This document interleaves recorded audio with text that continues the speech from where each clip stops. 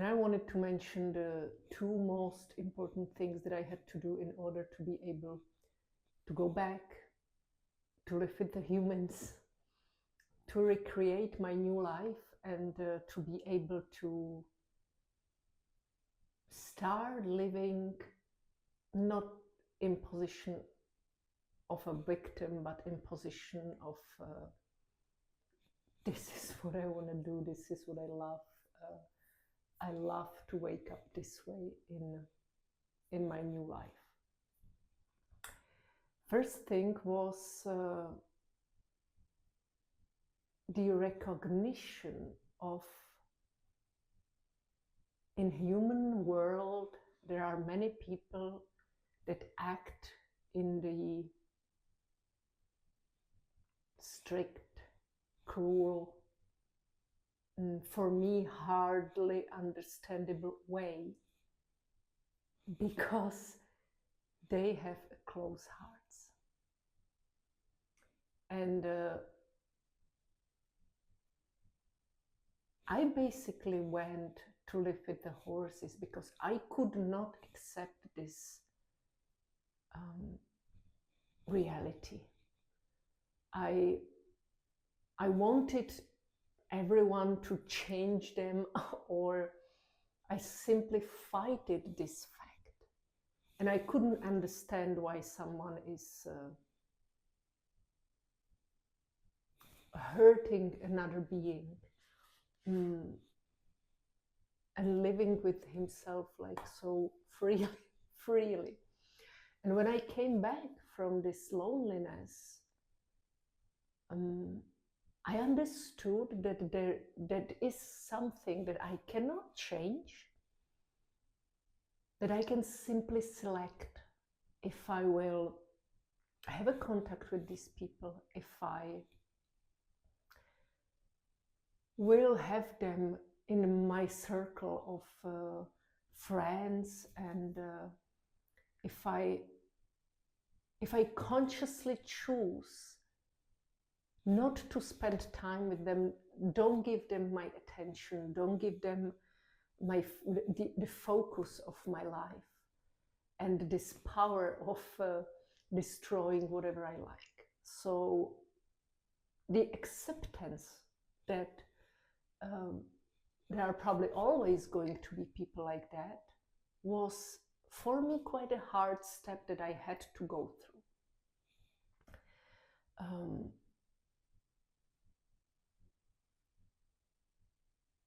When I was really taking care of these sheltered horses that were full of really horrible physical abuse, I saw this pattern. I saw that only a human being that live mainly in a head, in a mind, as I call it, is able to do something harmful and explain it to itself, like that it's a principle or tradition, or that there is a good reason for it, or that it has to be done this way. So when they were living in their heads or in their egos, they were able to hurt animals in the way that I couldn't understand. And so they had it all in common. It was like this pattern of, oh, I can hurt and I can be aggressive, abusive, only if my heart is totally closed and I believe in, for example, in the world's order that animal is something less than human, or whatever, whoever. So this acknowledgement that there are and there will be people like that in the human world also caused change in between my environment. Some of my friends left, and or I gave them goodbye. It changed the people that I was seeing, because I did not want to accept that no more. I wasn't like willing to spend my time. And the second thing that I had to do, and it took me very long, it was a very hard journey, was establishing boundaries. And when I started with the horses, my journey, I thought boundaries were something like the bad word. I didn't like this concept of having walls around me that will separate me from the world. It was something that I was nervous about. I wanted to be connected with everyone. And first of all, horses had these natural boundaries of a body and of a movement hierarchy in the herd. So they were teaching me boundaries in a very unforgivable way. You move or I move you, or you move me or I move you. Like there was nothing, there was no compromise about the boundaries. They had the boundaries in their blood.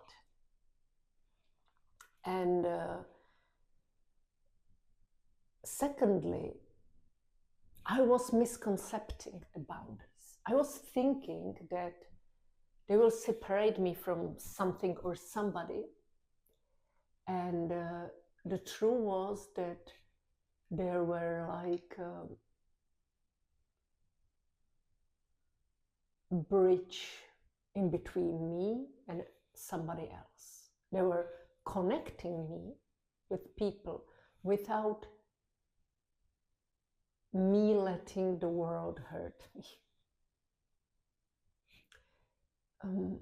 But of course, the boundaries that I had before, I had to break them down, and I had to rebuild a new boundaries, the boundaries that were, again, aligned with me, which is totally different thing than just to be bold or strict or say, I don't do these things or I don't do it this way. No, it was way more what is okay for me.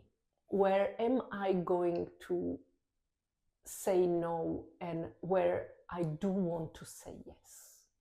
It was acknowledgement about how do I want my world to look like. Quite a different thing than I was as a young thinking that the boundaries should be about. It was way more about, if I take the herd as example, where do I want to stand in? Am I going to be the alpha? Or am I going to be the beta? Or am I going to be omega? It was question, what do I actually want? Where do I want to stand and how? And of course, for me also the acknowledgement why.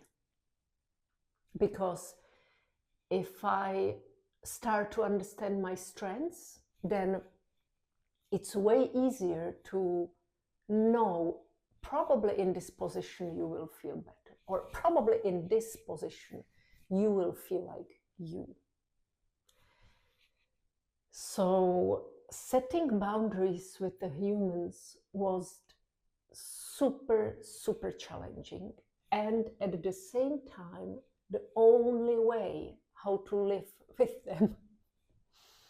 Because without the boundaries, I would go back into this stressful, horrible life that I lived before. Boundaries are essential. Without them, I couldn't make it. And I think that while I was building these boundaries, there was also necessity of taking responsibility for my life. I mean, I couldn't blame anybody no more, and I had to start also with the parents and the closest people, which already meant that I couldn't be as a little girl no more. I had to take responsibility for, I will say no to somebody and they might not like it. But it doesn't mean they don't like me. It doesn't mean that their no or their defense is talking about me.